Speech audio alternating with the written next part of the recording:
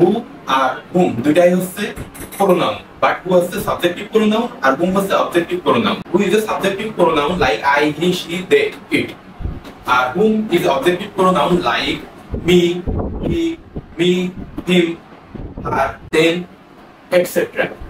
So, who is used when referring to the subject doing an action, or whom is used when referring to object receive an action.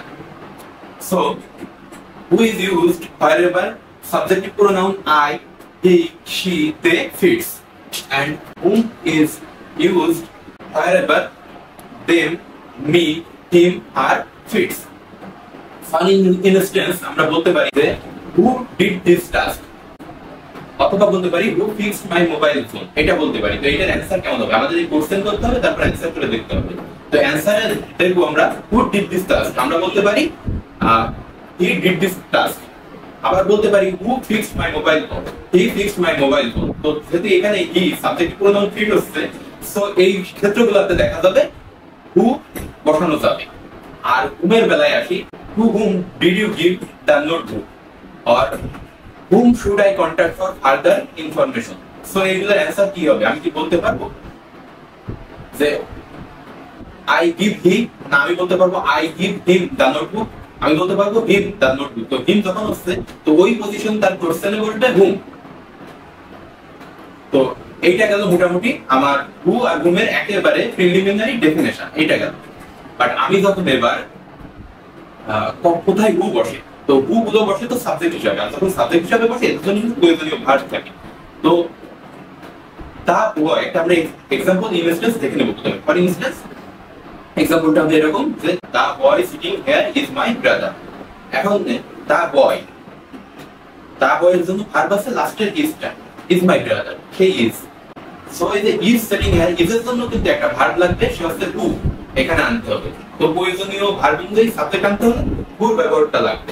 আর হুমের ব্যবহারে কিন্তু দুইটা জিনিস আমাদের mainly মনে রাখতে হবে, সেটা হচ্ছে প্রিপজিশনের অবজেক্ট হিসেবে হুম বসে, কারণ আমরা তো জানি হুম হচ্ছে objective pronoun.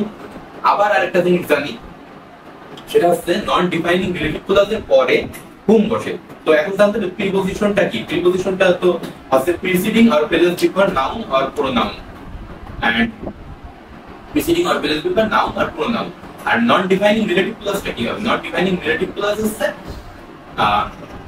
give more information about a person or thing, but it can specifically define. So it has a non defining relative clause. Preposition এর অবজেক্ট হিসেবে কি একটা উদাহরণ দিই, to whom should I to whom did you give the notebook, এখানে কিন্তু প্রিপজিশনের object হিসেবে পড়ছিল। আর একটা নন ডিফাইনিং ক্লজের দুইটা আমরা एग्जांपल নিব। তো নন ডিফাইনিং রিলেটিভ ক্লজের দুইটা एग्जांपल নিব যে that teacher whom we admire or respect is retiring। এই ক্ষেত্রে কি দুইটা কমার মাঝে যেটা আছে ওইটা হচ্ছে নন ডিফাইনিং রিলেটিভ ক্লজ।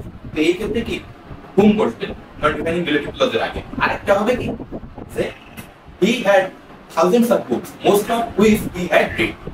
তো এটা কিন্তু আমাদের শেষ হয়ে গেল। তো আজকের মতো আমাদের এই পর্যন্তই। আর এখন আমরা স্ক্রিনে চলে যাব বেশি অতিরিক্ত জানার জন্য एग्जांपल সহ আমরা দেখব রুলগুলো ভালো করে। তো হু ভার্সেস হুম এর যে পার্থক্যটা এটা দেখবো এখন। হু এর যে ব্যবহার, হু ডিড দিস, তো যখন আমরা প্রশ্ন করব হু ডিড দিস, তখন এর অ্যান্সারটা কোনটা ফিট হয় এখানে, হিম ডিড দিস নাকি he did this? He did দিসটাই এখানে ফিট হয়, আর যে হিম ডিড দিস এইটা হবে না। এখন দ্বিতীয় কোশ্চেনটায় আসি, to whom did you give the notebook? I gave he the notebook নাকি I gave him the notebook? I gave him the notebook, এটাই হবে রাইট অ্যান্সার আমার। তো যেহেতু হিম এটা যেহেতু অবজেক্টিভ প্রোনাউন, সো এইখানে আমরা কি বসাবো? রিলেটিভ এখানে প্রোনাউনটা কি বসাবো? হুম। অবজেক্টিভ প্রোনাউনটা হবে এখানে হুম। এখন আসি who fixed my mobile phone, তো এইটার অ্যান্সার কোনটা ফিট হয়? He fixed my mobile phone নাকি him fixed my mobile phone? এটা কি সম্ভব যে him fixed my mobile phone? এটা পসিবল না, সো এইটা বাদ যাবে, রেড মার্ক করলাম এটারে। আর he fixed my mobile phone, answer হবে he fixed my mobile phone, অর্থাৎ এইটা কারেক্ট। এখন যদি কোশ্চেন করা হয় whom do you want to meet, তো I want to meet him, অর্থাৎ এইটা তো আপনারা পাবেন না, এটা থাকবে বিলার থাকবে, অর্থাৎ এইটা থাকবে না। থাকবে কোশ্চেনে কি do you want to meet. So এইখানে দেখতে হবে যে do you want to meet কোনটা ফিট হয়। Do you want to meet এটার অ্যান্সার কি I want to meet him নাকি I want to meet he. তো এই যে হি এটা তো কখনোই পসিবল না, তো অ্যান্সার হবে I want to meet him. তো যেখানে এখানে হিম, হিম কি হিম হচ্ছে অবজেক্টিভ প্রোনাউন, সো এইখানেও বসবে অবজেক্টিভ প্রোনাউন। তো হু আর হুমের মধ্যে অবজেক্টিভ প্রোনাউন কোনটা হুম, তো অ্যান্সার বসছে হুম। আর হবে না কোনটা হবে না I want to meet he, so এটা কাটা। তো হু র্যাঙ্ক দ্য ডোরবেল এটার অ্যান্সার কোনটা better him rang the doorbell নাকি হি র্যাঙ্ক দ্য ডোরবেল। অবশ্যই he rang the doorbell, so correct answer he rang the doorbell.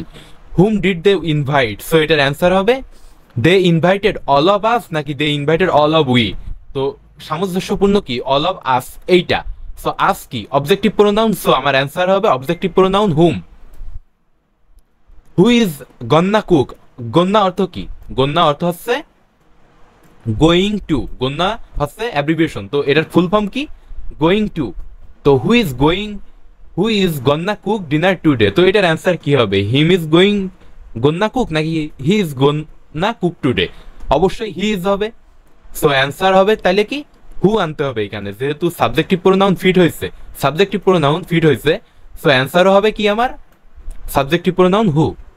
Hmm should I contact for further information, so এখানে যদি আমরা বলি I should contact এর answer নিলে কি পাবো আই শুড কন্ট্যাক্ট হিম নাকি I should contact he. So I should contact he তো কখনোই পসিবল না, এটা মেলে না, ফিট হয় না, সো এখানে অ্যান্সার হবে I should contact him, so এটা অবজেক্টিভ প্রোনাউন, সো এখানেও আসবে হুম। তো এখন তো এটা গেল যে কোশ্চেন করে চেনার উপায়, আরো কিছু চেনার উপায় আছে, তো সেগুলো আমরা দেখব। হু আর হুম চেনার উপায়, তো ভার্ব দেখে চেনার উপায় আছে। তো পয়েন্ট নাম্বার 1 কি মনে রাখবেন, পয়েন্ট নাম্বার 1 মনে রাখুন যে ভার্ব দেখে চেনার উপায়, অর্থাৎ নাম্বার 1 পয়েন্ট হচ্ছে কি ভার্ব দেখে চেনার উপায়। তো the boy who is sitting here is my brother, তো দেখেন এইখানে দা বয় এই সাবজেক্টটার জন্য আমার একটা ভার্ব ছিল কি ইজ, তো একটা পেয়ে গেলাম।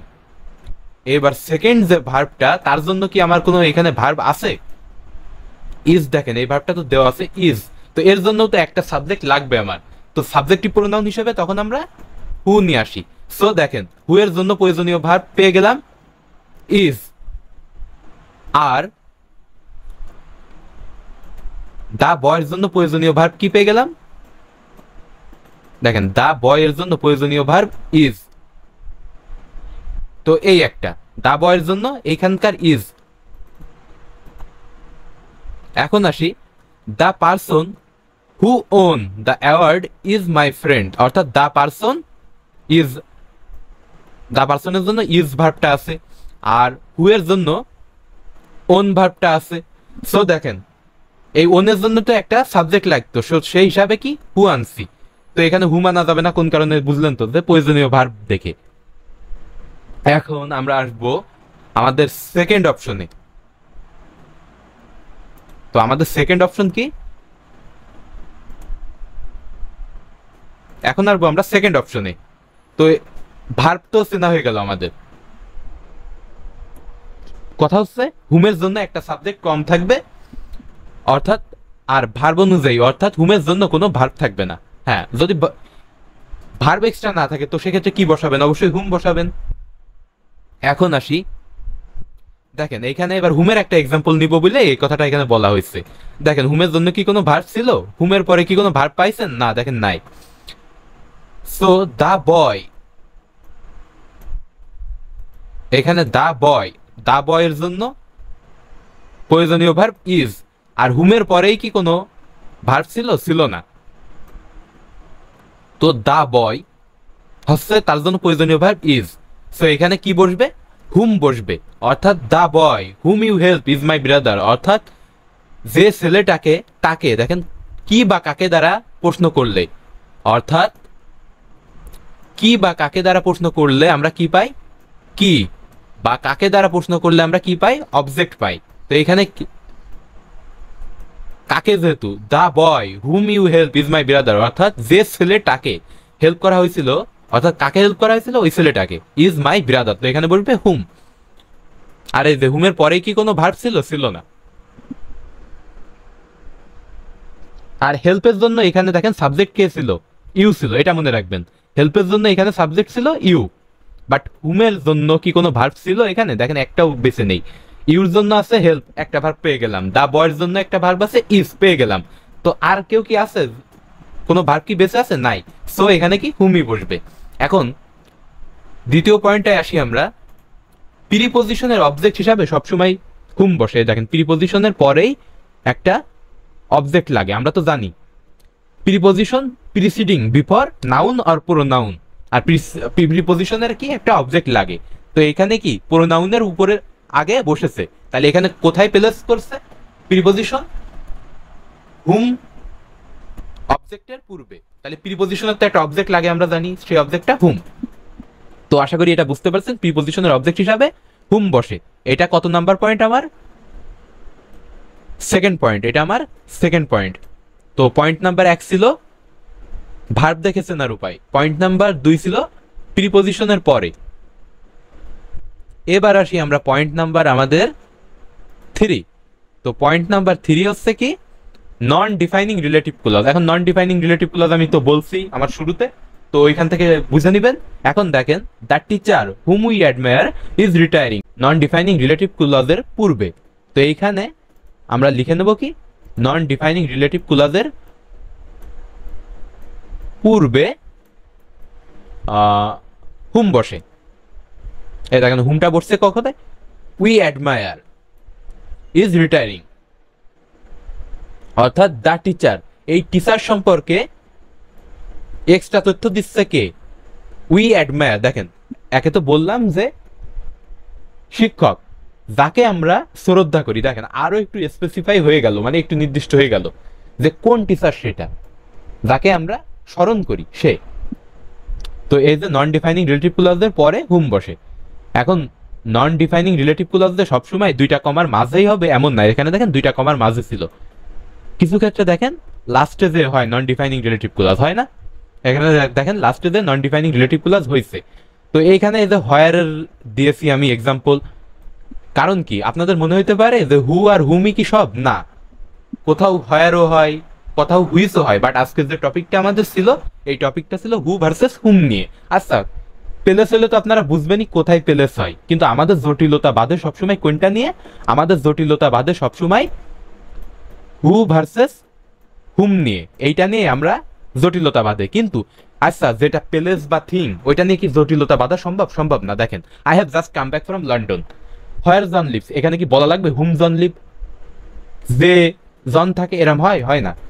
যেথায়, অর্থাৎ যেখানে জন বাস করে, তো এটা তো প্লেস, হোয়ার বসবে, এটা শুনলেই বোঝা যাইতেছে। তো he had thousands of books most of which he had read, যেহেতু দেখেন বুকের কথা বলছি তো সেখানে হুইচ আনছি আমরা। তো এই দুইটা আপনারা এক্সট্রা শিখলেন। তো আজকের আমাদের সামারি কি আমরা বেশ কিছু জানতে পারলাম, আজকে কি এক্সট্রা দুইটা জিনিসও জানতে পারলাম। একটা হচ্ছে প্লেসের ক্ষেত্রে, আর একটা হচ্ছে কিসের ক্ষেত্রে, আর একটা থিং এর ক্ষেত্রে। একটা হচ্ছে থিং আর একটা হচ্ছে প্লেস। তো আজকের মতো এই পর্যন্তই। তার আগেও আমি বলে নিই, 3টা পয়েন্ট ছিল তাহলে আমাদের। একটা হচ্ছে ভার্ব দেখে চেনার উপায়, অর্থাৎ এক্সট্রা ভার্ব থাকলে সেখানে কে বসে? হু। আর প্রিপজিশনের অবজেক্ট হিসাবে কে বসে? হুম। তাহলে একটা ছিল চেনার উপায় হু চেনার উপায়, আর দুইটা ছিল কি হুম চেনার উপায়, আর থার্ড কি ছিল এখানে নন ডিফাইনিং রিলেটিভ ক্লজের ক্ষেত্রে হুম। অবশ্যই আমাদের গেস্ট কে আমরা রিভিউ করলাম।